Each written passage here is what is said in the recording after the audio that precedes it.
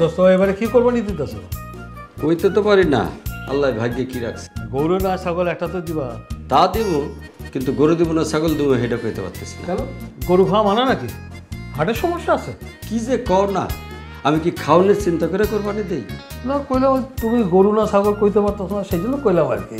কারণ আছে। কি কারণ? বাজেট। গরুর যে দাম বাজেটে কুলাইব না। তাহলে তুমি ভাগে দাও। ভাগেই তো দিই। আজ পর্যন্ত আমার এত বছরের চাকরিতে 1 লাখ দিন কোরবানি দিতে পারি নাই, কিন্তু আমার যে বাজেট তাতে ভাগিদার পাওয়া মুশকিল। তোমার অফিস কলিগ আছে না, তাগো লগে দাও। তাগুলোকে পোষাইব না।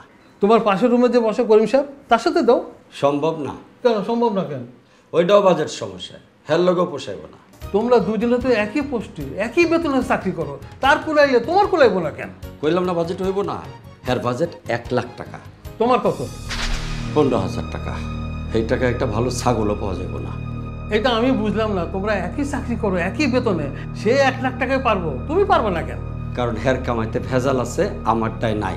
হ্যারটা হইল আলগা কামাই, আর আলগা কামাই দিয়ে কোরবানি দিলে এইটা শুধু মাংস খাওয়াই হইব, কোরবানি আর হইব না। ঠিকই কইছো দোস্ত, অনেকে কম্পিটিশন দিয়ে গরু কিনে, কাঠটা কত বড় দেখো না, কোরবানির সময় গরু দেখলেই জিগায় কত হইলো কত হইলো।